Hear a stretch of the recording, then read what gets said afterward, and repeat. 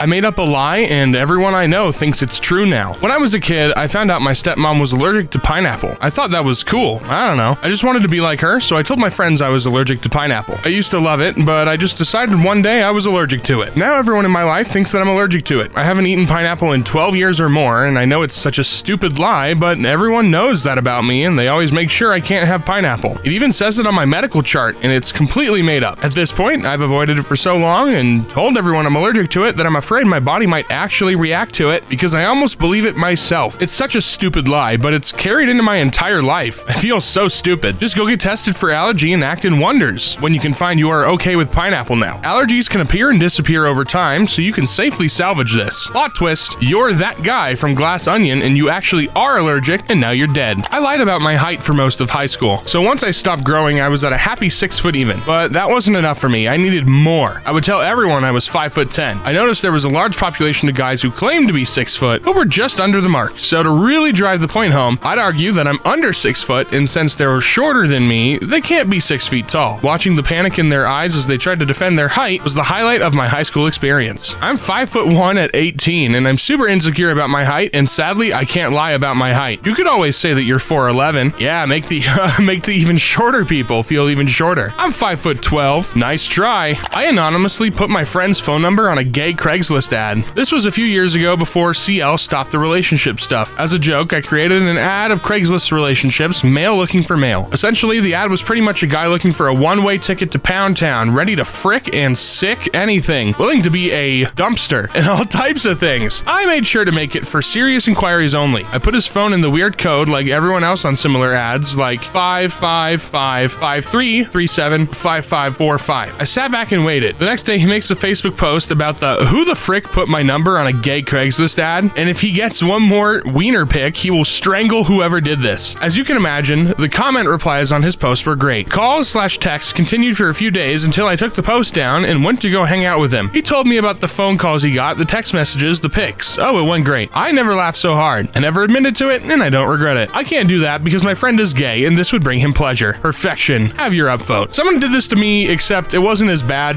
I didn't get put on a gay ad for Craigslist, but somebody put my phone number on Craigslist and said that I was selling chickens, and surprisingly, I got a lot of text and phone calls about people wanting chickens. I don't know. I made my school believe they broke my iPad and made them buy me a new one. My high school didn't allow phones or tablets to be on your person throughout the school day. Instead, they made us all hand our devices in every morning and pick them up at the end of the school day. They provided us with these white cushioned envelope bags to protect them, but it really did nothing. Anyway, one morning, I was rushing to catch the bus, and on the way out of my bedroom, I decided to throw my iPad onto my bed, but it bounced off, landing face down on the slate tiles. I knew straight away it was smashed from the sound, and I stood there cursing myself until I had an idea. I grabbed my phone bag and put the broken iPad and shattered glass in it and took it to school. I handed it in, acting nonchalant about it, and when it came time to pick it up in the afternoon, I put my best shocked and sad face on as I opened the bag. I went to the nearest teacher and told her that I found my iPad broken. She took me to the office and eventually to the principal. At first, she'd seemed suspicious about the entire thing, but when my dad, 25-year Army veteran, came in to pick me up, he gave her and the entire admin staff a spraying. She originally agreed to pay for it to be repaired, but when that couldn't be done, she agreed to buy a replacement model. But the thing is that the iPad was a second-gen model and it was 2014, so ended up getting a brand new model as well. I never admitted it to anyone in school out of fear it would eventually lead to the principal finding out. In my school, they actually broke my phone, but they just told me to F off and thought it was my fault because I shouldn't have brought it to school to begin with. Why is nobody talking about why the frick you have slate tiles in your bedroom? I was kind of thinking the same thing. What do you mean? Why is your floor in your bedroom tiles? It's not carpet or hardwood? Where do you live? I once skunked a bottle of wine given to a bullying manager on my team, then gave it to her. Many moons ago, I was working for a large technology company. It was common practice for managers on the same team to exchange some sort of token holiday gift just before Christmas, something under $20. One of these managers was a really nasty woman who was quietly bullying some of her employees and one of the other managers on our team. We were trying to deal with her through the proper channels, but the holidays sprang up in the meantime. When the holidays came around, I bought a case of nice red wine that I enjoyed and prepped them all with gift bags except one bottle, the bottle for the nasty manager. I took that bottle and spent about 2 weeks heating the bottle and chilling the bottle by wrapping it in a particularly warm heating pad and standing it on top of my dad's old apartment hot water heater for 1 or 2 hours and then sticking it in the freezer until the bottle was cold to the touch. My goal was to ruin the wine and turn it into Vinegar. The holidays came and I gave my fellow managers their gift wine and we all headed out of the office for a few days for company, wide Oh. When we came back, everyone was talking about how wonderful the wine was, except the nasty manager, who was surprised everyone loved it. She was going on about how nasty it was and how bad it smelled and how she couldn't even drink it. It was intended as a harmless prank, but when she was fired a few days later for bullying people, she exploded and mentioned my bad wine in her tirade as she threw things around the office on her way out the door. I felt some degree of pride about that because frick her for bullying people. I thought by skunked you meant that you farted in it. Sounds like she was really full of piss and Vinegar there at the end. Revenge is a best served cold, or hot, or cold. I used to work in a shoe shop and deliberately sold a customer shoes while she was trying on shoes just to make her buy a new pair. Title says it all. I was 16 and my first job was in a shoe shop. We had one regular awkward woman customer who came in every Saturday afternoon whilst the store was at its busiest and literally asked to try on every pair of shoes in the shop before leaving an hour later without buying anything. I was the new boy and the youngest, so all the other staff always dumped her on me. One day she was up to her usual Saturday afternoon hobby, and an elderly lady, obviously visually impaired, handed me a pair of shoes and asked me how much. They were the awkward customer-owned shoes that the elderly woman had picked from the floor. I quoted her a ridiculously low price and she bought them immediately. 10 minutes later, the awkward customer started shrieking that she couldn't find her shoes, and after complaining to the manager believing they had been stolen by shoplifters. He was having none of it, stating that it wasn't the company's fault if customers had their personal property stolen in the store. The woman had to buy a new pair of shoes or leave barefooted. We never saw her again. That's hilarious. Nice job. Made 2 sales and got rid of a bad customer. Good work. Now I really want to know what her deal was. She just went to a different store and continued doing that creepy behavior though. I sold sodas in high school after a ban of soft drinks was put into place to pay for senior fees. I ratted out my competition. Junior year, a ban in California prohibited sale of soda in public school, specifically LAUSD. I, seeing a need by many, decided to spend my small savings from allowance, $17, on 3 Costco 24 packs. School was selling at the time for 75 cents prior to the ban, so I matched the price, roughly making $18 every 24 pack, which was about $13 in profit per 24 pack. After my first week and 3 trips to Costco, I made enough to buy more inventory per trip, minimizing my trips to Costco and cutting into profits. Added variety to what I had, started with Coke, then added Sprite, and then Dr. Pepper. At first, I was holding in my locker, but realized heat was an issue. Invested in an insulated bag and had 2 to 3 frozen waters inside to keep things cool. And added help was chilling the drinks the night before also. I was sold out on average before lunch, or at the beginning of lunch. 4 months, I noticed sales drop and I was leaving school with inventory. Found out I had competition of others who not only picked up on what I was doing, but started selling flavor variety like Cherry Coke, Fanta, Shasta, and whatnot. By this time, I had already established myself with faculty and added Diet Cokes, Diet Dr. Peppers per request. Yep, paid them off with free drinks, which took a hit on profits weekly, but secured me from getting in trouble with most security guards. Where I made transactions in classes, I had a few trusted teachers from previous semester. On average, lost about a 6-pack to 9 sodas weekly. No big. Had the principal and a few vice principals buying as well. Needless to say, competition wasn't something I needed. Had him get pinched by faculty once I found out who it was. Out of 6, including myself, 4 got caught. The other gent, I let him continue doing what he was doing because I knew his background and he and his fam needed the money. I did get pinched by a substitute in class, was sent to the same vice principal who was a buyer. All I was told was be careful and sat in his office till next class period started. My end goal was to pay for all senior fees, which included cap, gown, diploma, senior night, prom, and senior ring. By early senior year, I had made enough to cover all the fees, including my tux rental and my portion of a limo for prom night. I also bought a PS2 and saved the rest as a base starting point for used car. After starting a job and saving for an additional year, it ended being a 97 Honda Accord, so nothing fancy. End of senior year, I helped 2 juniors continue what I was doing and helped them figure it out and connected them to my faculty buyers. I have 0 regrets about it all. This is some drug game stuff, my dude. Nice work. California Soda Cartel. Mad street cred. I won my sister her only high school scholarship. This was 3 years ago when I was finishing grade 10 and my sister was finishing grade 12 about to graduate. She's in college now, but in high school she was a pretty bad student in most of her classes, but she can get by for most of it. 1 to 2 weeks before her graduation ceremony, she came to me that she hadn't done anything for her senior grade art class and was meant to hand everything in 2 weeks ago, and her already extended deadline was the next day for report cards, and she didn't have enough work to pass the class. I'm really into art, so I spent all night with her filling in her whole sketchbook with the criteria: full page, color, shading, texture, and giving her old drawings I've already done so she would pass. She brought it all and the teacher loved it, and she got an Art Excellent award, and I don't know how that worked, but she got $500 and spent it all on clothes. Our family doesn't know and thinks she's an artist now. Kinda sucks, but it's mostly funny bug her with. She should have given you at least half the prize. You're a good person for helping her, by the way. LOL, I'd honestly love to see some of your art. It's really similar to his sister's early work, if you're familiar. When I was a kid, I would wipe my ass with towels that were hanging up. This is something I never admitted to a single person. I'm not sure at what age I stopped doing this, but throughout most of my childhood, I had this OCD compulsion where every time I would finish wiping, I would stand up, walk over to the towel rack, and give it 1 or 2 more more thorough swipes. I couldn't not do it. I felt unclean if I didn't. It wasn't until I got a little older that I just realized how fricked up that was. My older siblings spent their entire childhoods drying their faces off with my crappy remains. I've been mortified about it for years, but I'm actually in tears of laughter writing this out now. Why does everyone in this house keep getting pink eye? You monster. How can I ever trust towels again after reading this? Have an upvote. Reminds me of when I was a kid and only peed outside. My dad noticed the grass was changing colors and advised I stop. I didn't. I pretended to be the merch guy at a concert so I could steal t-shirts. Pretty much just the title. 5 or 6 years ago, my wife and I went to see a band we used to love. After 20 minutes or so of waiting for the merch guy to come to his booth, I had the bright and very drunken idea to pretend to be the man at the booth himself. It really started as a funny gag just to make her laugh. Almost immediately, people came up to buy stuff. I turned them all away, which made them very confused. However, my wife did pretend to be a customer and I sold her 2 shirts, which we really just stole. In my defense, I never took anyone's money. I told them I was waiting to get the square reader from the band's frontman, and we did originally intend to pay for the shirts. The merch guy just never showed up. I remember it once or twice a year, and I'm overwhelmed by guilt for like a minute.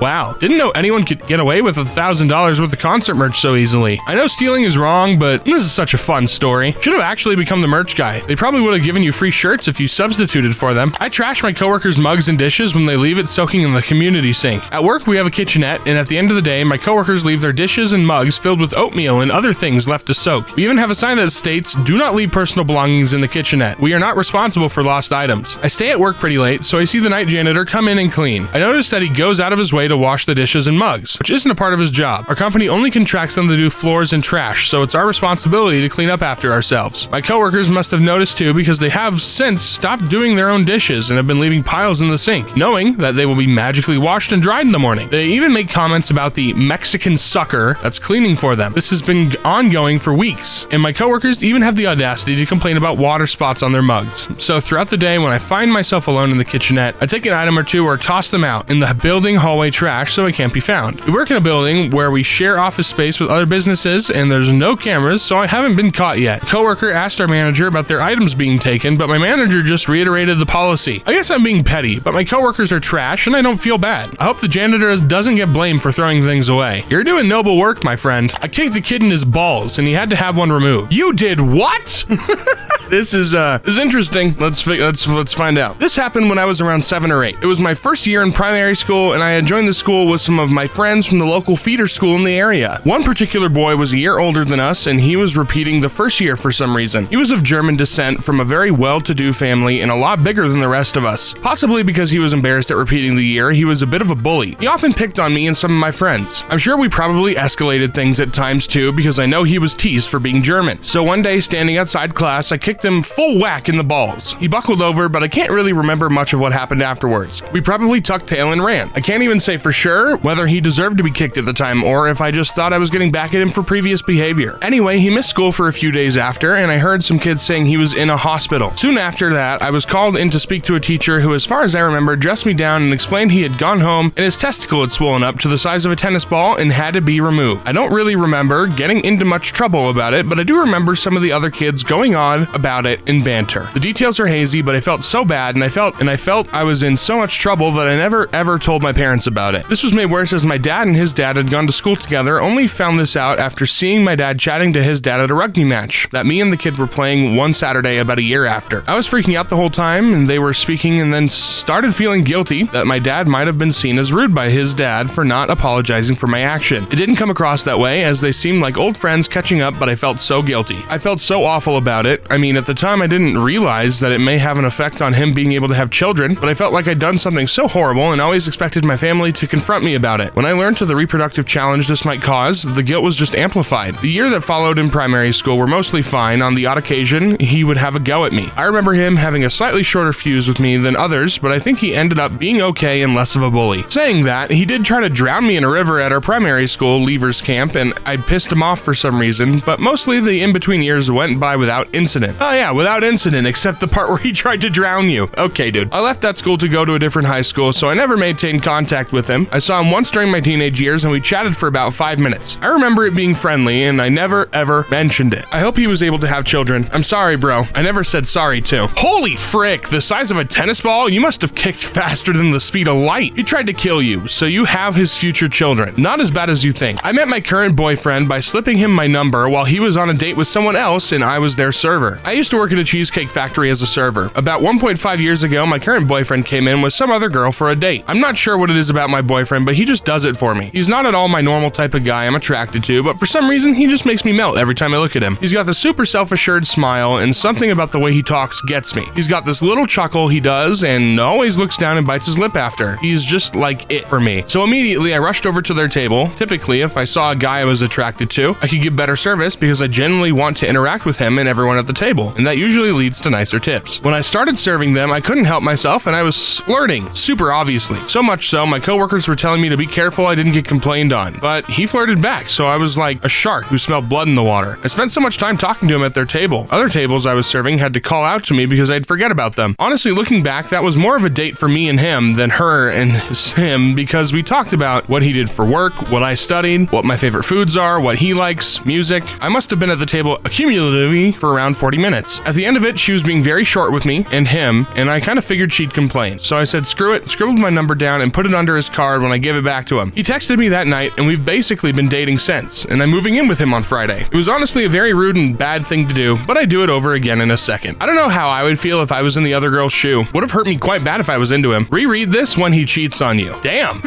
Yeesh. Tough crowd. I conspired with our local brew pub to stop selling my husband growlers of IPA because the beer made him smell so bad. I may get downvoted for this, but here goes. My husband loves IPA beer, but it makes him smell so bad it's not even funny. It just reeks out of his pores and will actually make our sheets and his pillowcase smell bad. It also really doesn't matter what brand or how high quality it is. Whatever is in an IPA doesn't mix with his body chemistry. His favorite beer by far is from a local brew pub. I'd say he was drinking about 2/3 growlers of their IPA a week. I finally couldn't take it anymore one day, and at lunch I went in and asked to speak with the owner. He's a very super cool guy, and he said that he also can't stand IPAs because it's the reason so many bad breweries have been able to open, because IPAs take very little skill to make. People often cover up mistakes with the intense flavors. So he and I worked out a deal that anytime my husband came in, he and his workers would tell him that they were out of IPA, but they would offer him a more traditional lager at a discount. Our hope was that eventually he'd lose the taste for IPA and stop stinking up our house. I even offered to work out a deal with the owner that I pay him whatever he was losing in the discount, and he told me not to worry about it. So it's actually worked. I tricked my husband's taste buds into liking lighter beer, and he seems to be past the disgusting IPA stage, and he smells way better. Suck it, beer. Lamau, you sneaky snake. That's pretty hilarious.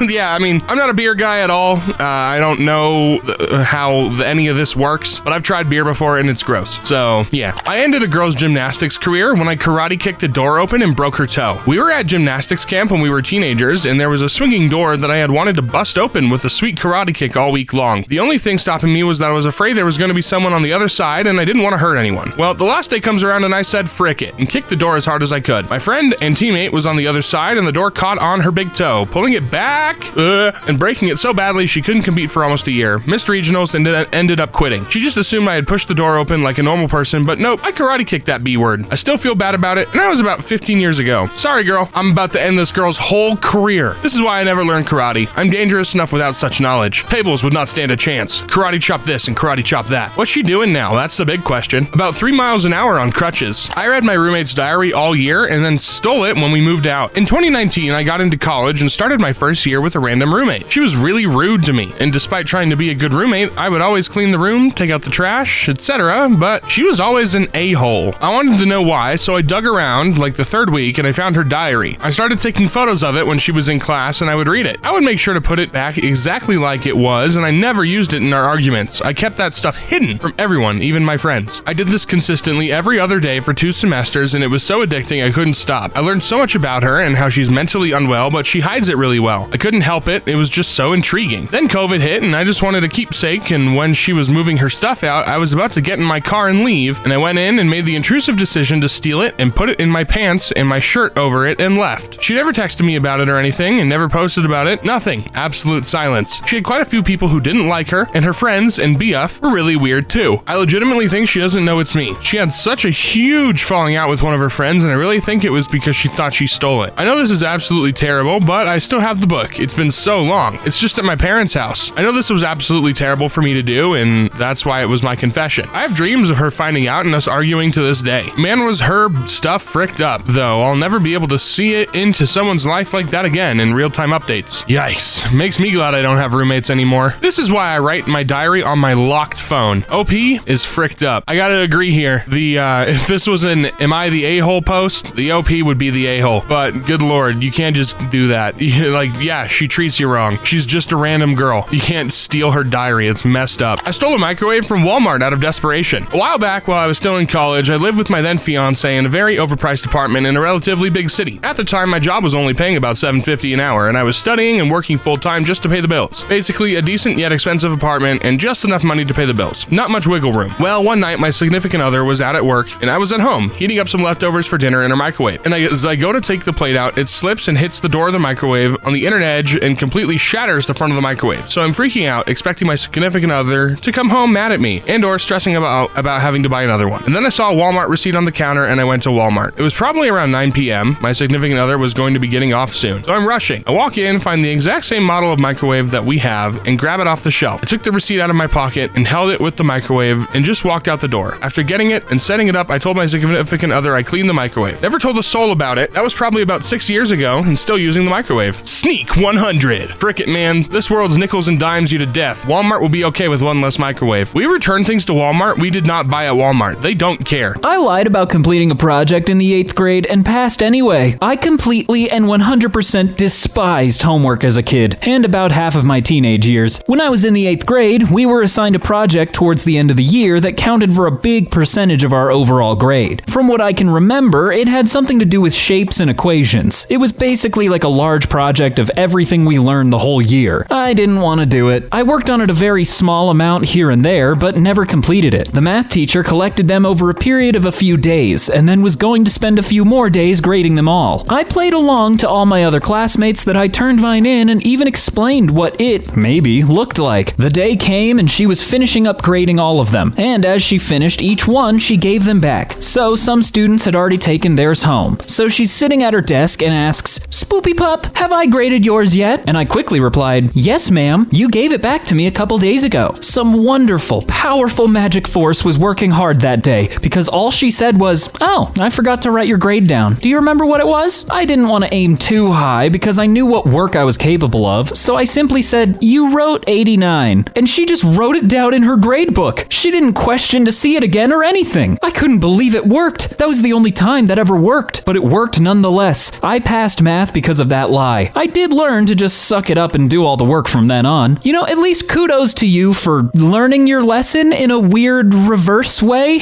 Teacher knew, but didn't want to put up with nagging you to turn in your project and or have to fail you. I don't know, there are some teachers that are a little bit forgetful, so I kind of believe they might have just forgotten. This is my recurring nightmare. I'm glad I know how it ends. Why is this a nightmare? They got away with it. It's not a nightmare, it's a dream. I secretly changed our bed. Me and my wife bought a new bed, a really expensive one, the kind that has separate firmness on each side. We spent hours and hours in the store, where my wife took her time testing and deciding what kind of lower mattress she wanted on her side. Beforehand, she had done extensive web research on what kind of bed would give her most happiness in life, and so on. Eventually, she settled for one with firmness between soft and medium. Me, I couldn't be bothered with that. I've always liked my bed soft, but the store lady said that with my body composition, I should have a hard mattress. So during a brief brain fart, I chose that. Next morning, I knew I had effed up. The $2,000 bed I'd just bought felt awful. Even worse, when installing it, I'd taken the plastic wrapping off the lower mattresses so I couldn't return them. The solution? While my wife was at work, I flipped the bed 180 degrees so that now I have the soft mattress and she has the concrete slab. There are 2 additional full-width, thick mattresses on top of those, so it's not immediately noticeable. This was 5 years ago. I've slept like a baby ever since. My wife apparently still hasn't noticed. At least she hasn't said anything, and she seems to sleep well. She must never know, though. Well,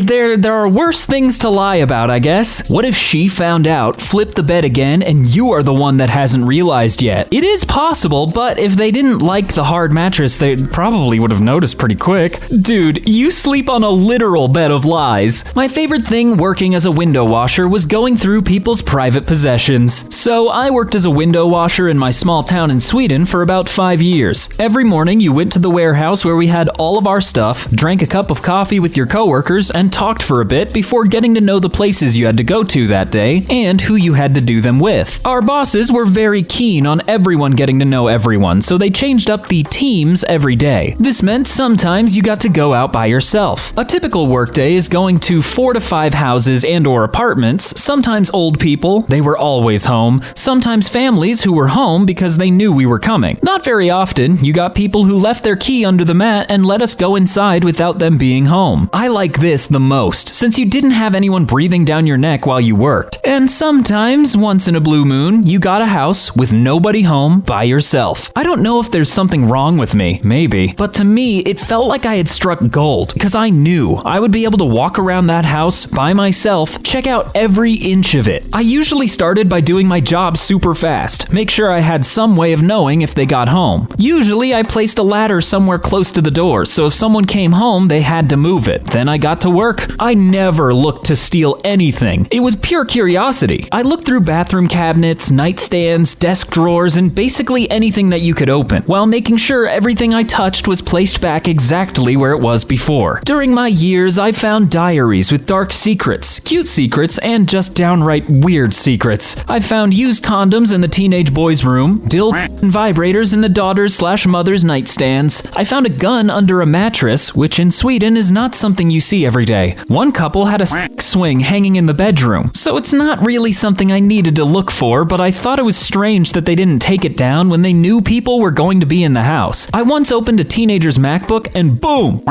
Paused mid-video. No password, no incognito window, nothing. Jewelry, expensive watches, and knives. One kid had 3 knives welded together like a ninja star but with a handle. Like I said, never stole anything. That wasn't my goal. I just loved going through other people's shit. It's wrong, I know that, but I couldn't help myself. While this is a very inappropriate and wrong thing to do, I can't say that I wouldn't do the same. Ever wonder if your house guests snoop in your bathroom cupboards? Strategically place several marbles in the bathroom cabinets. Works every time. Fair warning, odds are if they're fine with you in the house, they have cameras. Especially nowadays, everybody has those Ring cameras outside, inside, just wherever. My grandma does this too. She's banned from coming to me and my wife's place ever again. I recorded a over my aunt's wedding video. When I was 14 and 15, I stayed with my aunt Cindy for a week while I was working a job. The commute to my job was very long and she lived much closer. It sounds weird to work so young and also travel for work, but it was a family business. I couldn't sleep as usual, lifelong insomniac, and I'm awake at 3 a.m. flipping through channels on her satellite package. Flip, flip, flip. Wait a minute, was that a Flip back and see real honest to God my aunt had subscribed the Playboy channel. #jackpot. It's in the dead of night. No lights on. I've got the volume down as low as possible, but this is in the living room, and it's a big open area in the middle of the house. So I've got one eye on nasty office get promoted, and the other eye keeping watch. I hear someone get up and go into a bathroom. Frick! I turn the TV off, but the satellite is still on. I dig through her entertainment center looking for a blank tape, find one, and slip it into the VCR. I set it to record and then go to bed. I lay awake in bed terrified because if I fall asleep and someone turns on the TV before I get up, they're gonna know it was turned to a dirty channel. When the first pinky streaks of morning show in the sky, I'm up and in damage control mode. I snatch the tape, change the channel, make sure everything is neat and tidy with the tapes underneath the TV. That's when I find a yellowed label that has fallen off a tape. It says, Cindy and Daryl Wedding, 1985. No. Look at the blank tape in my hand, see the faint outline of where a label used to be. They lined up perfectly. No! Suddenly, I have this smoking gun of a horrible thing I did in my possession. Anybody who watched the tape would see 30 seconds of her getting ready with her bridesmaids, cut to half of a set in the workplace, then it cuts out later to reveal mid-wedding ceremony. What could be more sacrilegious? I never watched the tape with any joy. I never told anyone. I just kept it hidden like some awful burden. Oh my god, that is so bad. That's just so unfortunate. Finally, a that ends with marriage. Didn't think we'd see it. Don't think that's quite it still, but it's something. My favorite bit is, I never watched the tape with any joy. Yeah, that does kind of imply that you did watch it, maybe a few times. I used to go into random homes in my neighborhood when the occupants weren't home. This was in the mid-'80s when security wasn't like it is now, and also lots of families didn't even lock their doors. The first thing I ever did was when I was riding my bike in the neighborhood and saw a front door of a home wide open. I peeked in and said, "Hello?" just to see if someone was home. No one answered. I stood in the living room just scanning the area and got spooked and left. After that day, I was hooked on it. I would wait for people to leave and enter through whichever door/window was open and would walk around. I never stole anything, but I did open drawers, closets, and went through personal belongings. I once found a wad of money rolled up in a sock. I took the money and sock and put it in the next drawer over. I felt like I needed to leave a mark, so I ended up moving dishes and cabinets. Like I switched the cups with plates and moved utensil drawers to another spot in the kitchen. I did this in about 8 or 9 homes until people started talking and getting suspicious. And of course,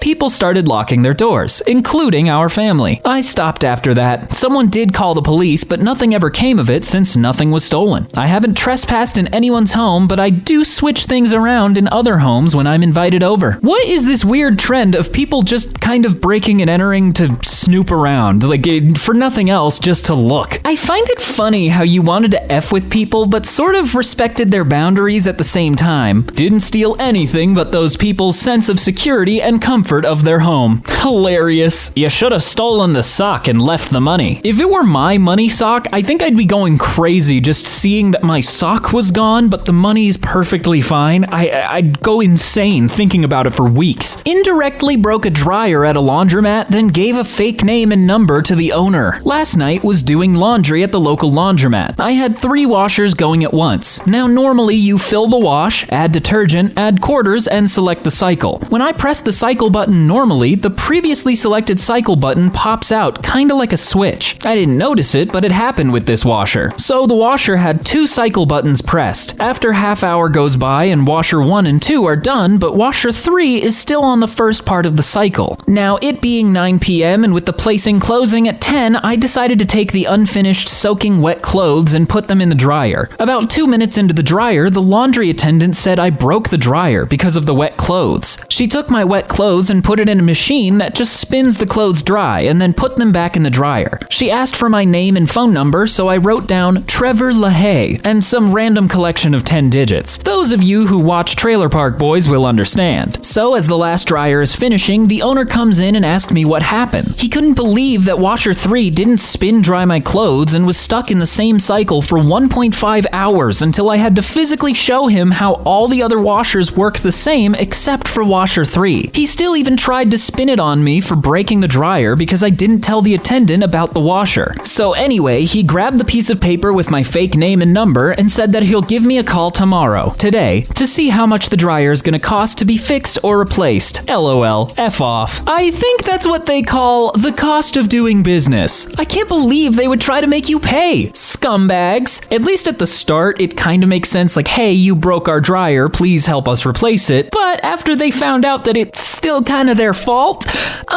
yeah, they don't get to ask you to pay for it. You broke the microwave by putting something too cold in it. You broke the fridge by putting warm leftovers in it. Yeah, how dare you put wet clothes in a clothes dryer?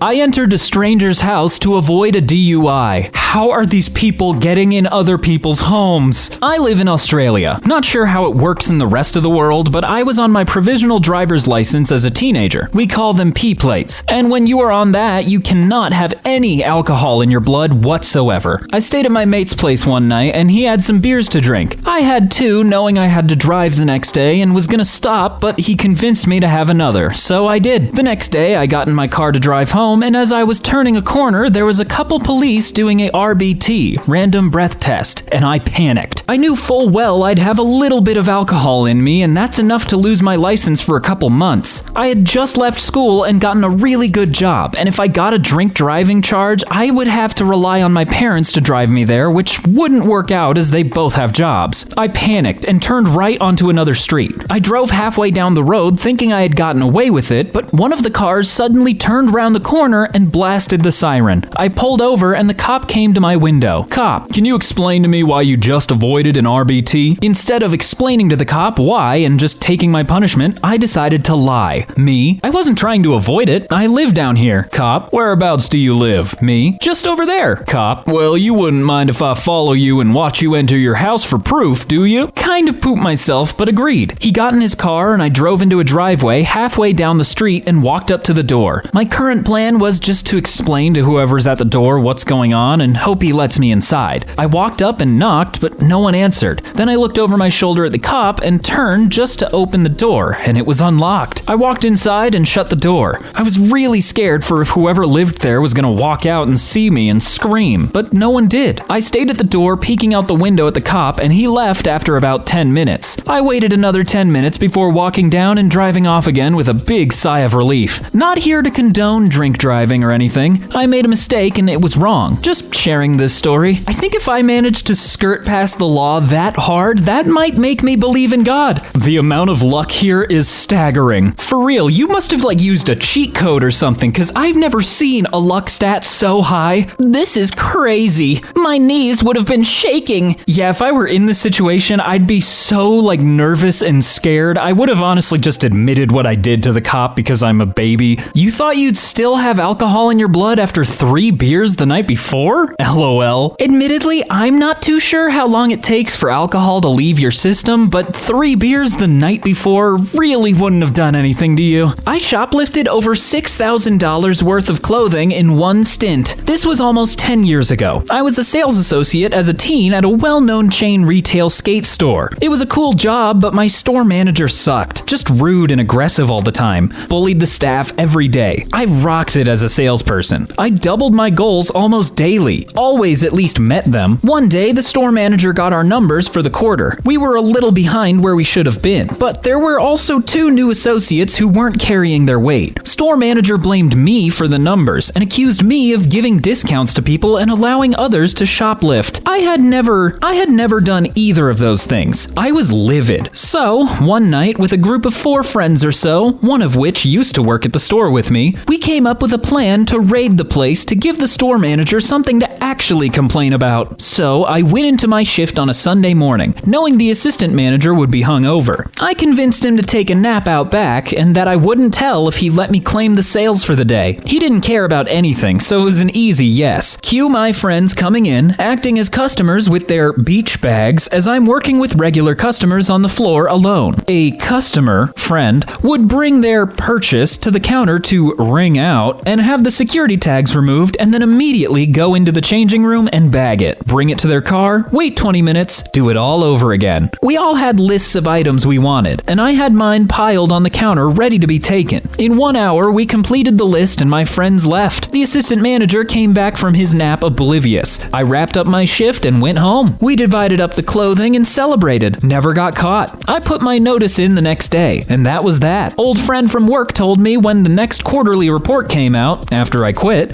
the numbers were so bad from shrink, inventory of clothing missing with no money to show for it, the store manager got demoted. Was it wrong? Yes. Would I do it again? No. Do I regret it? Not even a little bit. This reminds me of a heist right out of GTA. I sort of see your point, just with less guns and death. Don't get me wrong, I'm judging you, but I'm also impressed. I stole thousands of dollars in change over 2 years working at McDonald's. When I was 16, I got a job at McDonald's. I hated making food and working front counter. I always asked to work drive-through window, taking money at the first window. This was before credit cards, so everyone paid in cash. All I would do is keep a quarter or dime of almost everyone's change I gave back. I would put that extra quarter or dime in a special spot in the register. Once I got 5 or 10 worth of change, I would dump the change into the right spot and pocket a 10 or 5. Some nights I would leave with over $50 in cash. A lot to a 16-year-old me. No one ever caught on. Only twice I can remember people telling me I gave them the wrong amount of change back. I would just act like a dumb kid who miscounted. I don't know how nobody at work caught on because I always had a ton of change at the end of the day. This is called shortchanging, and it's illegal. But if I found out a kid did this to me, I honestly wouldn't even be mad. My change always ends up in couch cushions anyways. Well, you're perfectly suited to run a big business. Anybody who is pissed about this better hate Domino's for delivery fees. The biggest crime of delivery fees at any delivery job is that it doesn't does not go to the delivery driver. It is not a tip, it is just some extra money that the business wanted. As a child, I copied a poem from a book and won first place in a poetry contest. When I was in the 3rd grade, I was very into reading/writing and often stayed up far past my bedtime reading anything within my comprehension level that I could get my hands on. We had a stack of children's encyclopedias I loved on all sorts of topics: dinosaurs, the planets,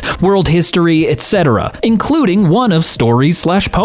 One poem stood out in particular. It was about solitude in nature and really struck a chord with me. Because I loved the poem so much, I copied it down into a journal I had of my own writing and passages/poems I found inspiration in. Because I was so young, talking single digits here, it never occurred to me to write down the author or anything, especially not in my own journal. A few weeks went by and my mom had stumbled upon journal while cleaning my room. She read the poem and assumed it was original writing. She approached me about it that night and was so proud of it. Like any 8-year-old, I wanted my mom's approval and pride, so I didn't tell her I had actually found the poem in a book. I didn't think it would be a big deal, and she was so proud. Fast forward a month or two, my mom is reading the Sunday paper and sees a poetry contest for young people. She immediately thinks of my poem and insists I enter. That afternoon, she had my dad drive us to his office so she could type it up before home computers. She sends a copy into the newspaper and, of course, because it's an 8-year-old's name on an adult's published poem, it wins the first prize in my age group. My parents are so happy with me and I feel so incredibly guilty. Within the next month, the poem and my picture are ran on the front page of the arts section in the paper. I'm invited to read the poem as part of an award ceremony for all the contest's participants. Of course, I go because my mom wanted us to, and why wouldn't I? I get a small award, a ribbon, and maybe a gift card? I don't remember. What I do remember is feeling so incredibly guilty. I have spent more sleepless hours over this poem than I can count. A few years later, we learn about plagiarism in school, and I feel as though I'm being personally called out. I remember tearing out the book's page with the poem, ripping it up and throwing it away, wrapped in an unused sanitary napkin because I was so afraid anyone would find out. It's been 20 years since that award ceremony, and even though I realize it was a childhood mistake that isn't even that large, I still can't quite shake the guilt. I mean, like, you were 8. I think it's fine, you know?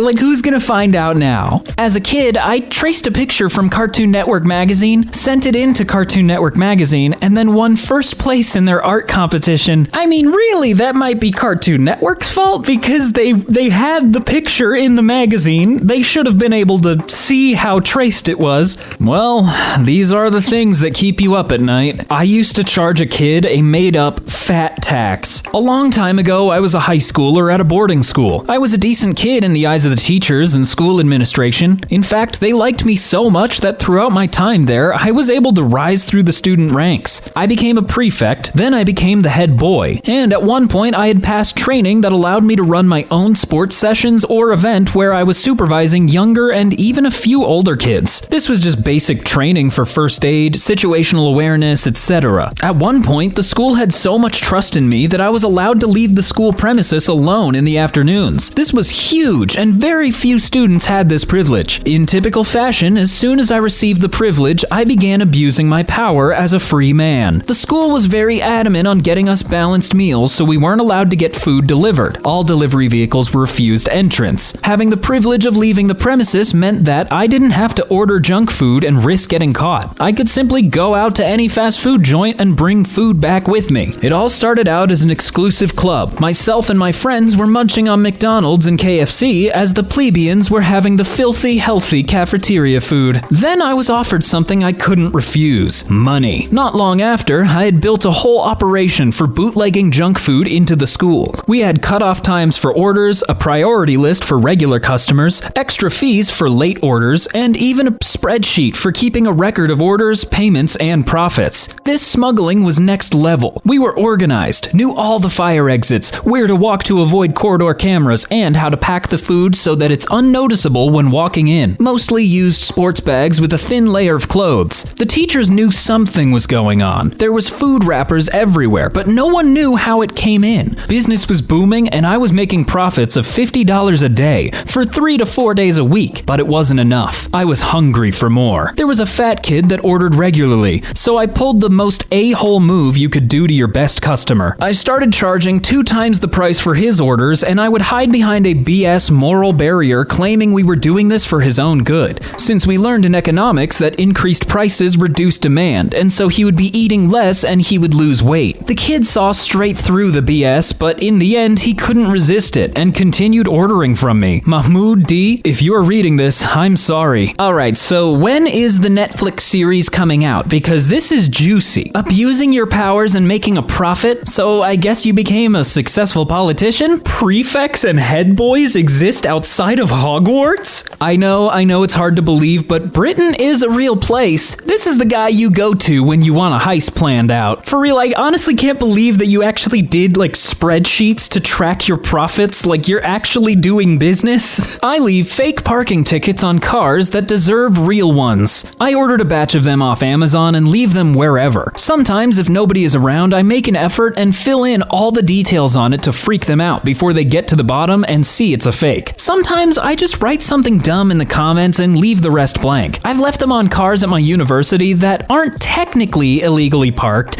and on cars that are parked in no parking zones at my grocery store. I especially do it when somebody is parked in a handicap spot that's not supposed to. No plate or hang tag. Local laws are sketchy on this. Some would argue it's misrepresenting itself as official and therefore illegal, but at the bottom of them they say they're fake. So others would argue the worst they could get me on is littering if the police actually cared enough to do something. Well, as we all know, the cops will only do something if they're bored enough. The fact that they sell them on Amazon. Yeah, I might actually have to look into that just for some mild trickery. Put your PayPal info there and see how many people pay you. It can be done. Should put one of those fake folded $100 bills that tell you to find Jesus near the car as well. Hit them with a double whammy. I feel like that's just like a purely evil combo to do. I use my roommate's face towel to clean up his pee. He still hasn't noticed. I go to college in Midwest United States. I live in a dorm and have a roommate who shares a bathroom with me. He's not from the United States and seems a little nervous to talk to anybody who isn't from his home country. The first few weeks of college, I started to notice pee on the toilet seat. No big deal. I cleaned it up. After about the 10th time, I asked him if he could stop peeing on the toilet seat,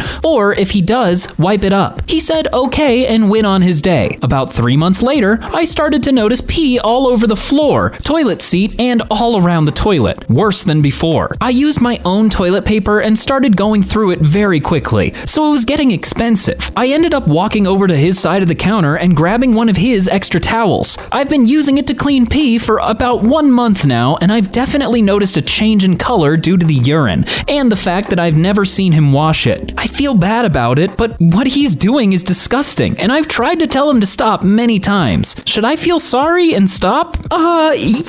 I would say you could find a different towel to use, maybe not that. No, he needs to wash his towels and wipe his piss up. That is a pretty good point. I still don't think you should be doing it to his face towel. Next time, leave it on the floor. Message sent. I changed my grade senior year of high school with the principal in the room. It was senior year of high school, and we were doing a partnered assignment in environmental science, tracking the river behind the school to find its source. There was an odd number of students, and I was okay with working alone. That day, the principal was observing the teacher, evaluating her performance. My teacher trusted me and gave me her laptop to do the assignment, and asked if I would show the principal what we were doing. I agreed and quickly finished my assignment. The principal and teacher were standing by the door chatting, so I opened the Power School app. There it is, all my friends' grades, including mine, staring at me in an Excel-style format. I noticed copious amounts of zeros by my name, dragging my grade down somewhere in the low 70s. I was a minimal effort high schooler. I quickly changed most of the zeros to 70s or 60s. This way it wouldn't look too suspicious. My heart was racing as I saved the updated grades and didn't tell anyone for a few years, including my best friend/brother. I never got caught, and I still grin thinking about it 6 years later. I mean, your teacher practically gave you the golden ticket. They should have logged out of it if they were giving you their laptop. It ain't much, but it's not honest, LOL. Part of your education is learning how to navigate the system, weighing the consequences and taking opportunities when they present themselves. You didn't harm anyone else by boosting your points, but he ain't a real friend for not changing his Frems grades too.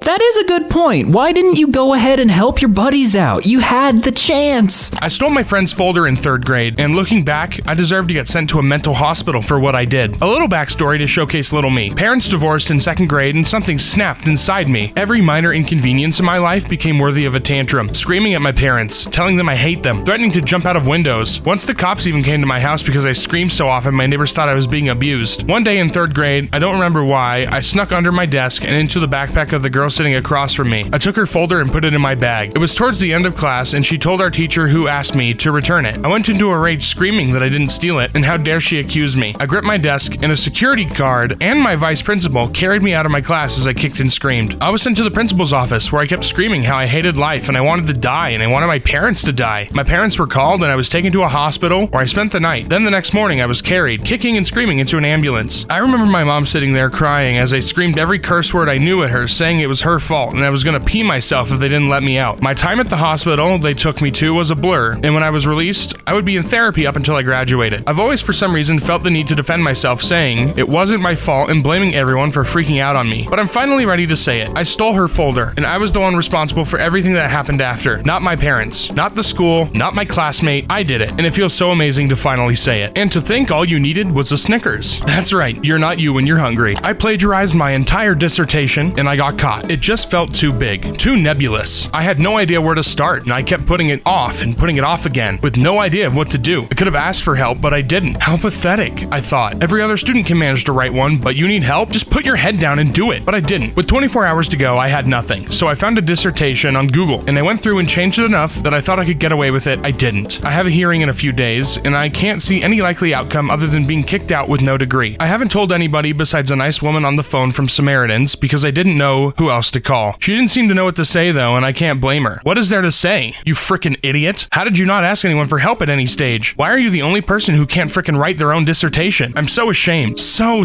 ashamed. I can't tell my friends. Students have fun at university, but I feel as though there is an unspoken contract that everyone can do so because they're all working hard. I've broken my contract and I cannot admit it. This shame pales in comparison to the shame I feel regarding my parents. I'm dreading telling them more than anything. They have been nothing but supportive my entire life. They are wonderful people. They've given me so much help, sacrificed so much for me to get a good education, and I've spat in their faces. I am ashamed to be their son. Wow. So we're starting off heavy and deep. Oh man. Live and learn, I guess, buddy. Sorry. I intentionally ask women well above the legal age limit alcohol to show me their ID. I work as a cashier at a grocery store. Whenever a middle-aged woman who clearly looks older than 21 purchases alcohol from me, I intentionally ask them to show me their ID. I do this because somewhere deep down, I feel that if I ask them for their ID, it creates an impression that they look far younger than they are. I do this every chance I get, regardless of how busy the line is, in hopes of making them feel younger and possibly happier. I used to ID old ladies who requested the senior discount. They loved it. Every time I have to ID people, they always get pissed off and annoyed. I once told an elderly woman, "Have a nice day, young lady," and she went and told the manager and I was written up. Well, you gotta be subtle about it, man. You can't just say young lady, because then she kind of feels like you're kind of, you're taunting her, you're messing with her. But you just gotta be subtle about it. I stole my dad's car at night to lose my virginity to a chick I had never met. Hi, I'm 20 now, but this happened when I was barely 16. I met this girl on Hot or Not who said she wanted to have her way with me. So I was like, dope, I'm gonna get some good strange for my first time. I decided to meet up with her on a Friday night. I waited for my parents to go to sleep, then snuck out my window with my dad's keys and stole his car to meet this girl I'd never met IRL. I called her on my parents' house phone right before I sneak out to make sure she knows I'm coming over. They took my cell phone at night. So I get there, and guess what? She's not there. I drive back to the McDonald's down the road from her place and call using the phone number I had written on my handwritten Google Maps directions. Again, had no cell. She tells me she will be home in 30 minutes, so I waited out. I go there around 12:30 a.m., and she's waiting for me on the porch. I walk up, and I was like,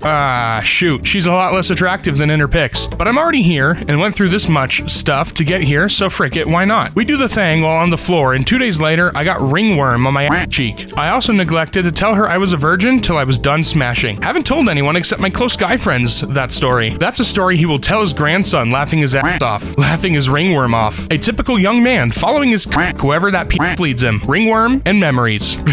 Ringworm and memories is just such a nice tagline. I took a dump on my neighbor's doorstep. So back when I was 10, my dad asked me if I wanted to make $20. I accepted. The catch, I had to poop on our neighbor's doorstep doorstep. It was clear my dad had beef with this woman. She woke in the morning and tried to blame our chihuahua. My dad yelled at her, saying that poop was bigger than our dog. Impossible. Point is, I don't feel bad. Forever daddy's girl. An even better trick is pooping in a bag, lighting it on fire, ring the doorbell, and leave. Wait, girls can poop? Hate to tell you guys.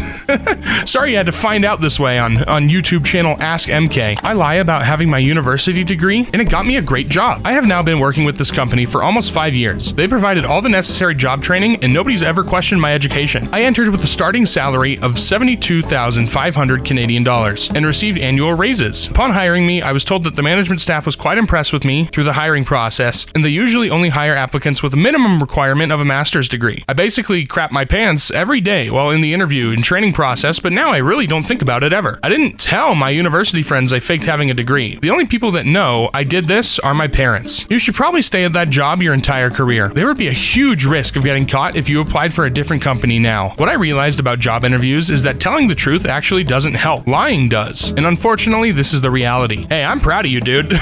That's a killer job you got. 72,000 starting, and you get raises? Bro, give me that job. When I was a server, I threw a customer's phone into the trash compactor. I had just started serving tables at a restaurant and was working my first super busy brunch shift. I had 6+ tables, and I'm not gonna lie, I had a tough time running all the mimosas that my tables were ordering. I could tell that one table of all women were getting abnormally angry about their drinks taking a while. I apologized for the delay and made a joke about it being an especially busy shift. I offered them a round of drinks on me to smooth the situation over. When I walked away, one lady murmured under her breath that I was an incompetent.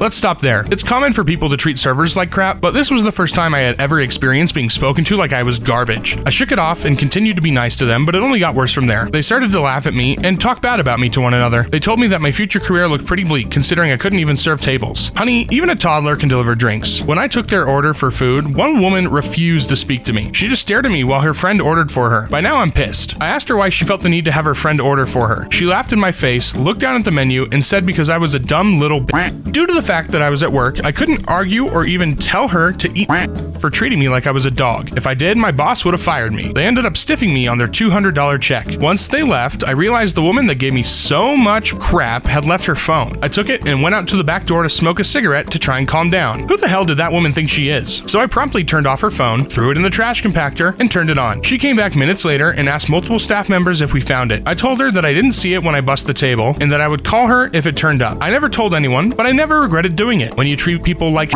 expect things to happen to you. I would have sold the phone. I mean, she left such a generous tip. You can't just throw it in the trash. Except I'd pull it out and hand it over like, oops, looks like it went in the compactor. Bummer. Oh no.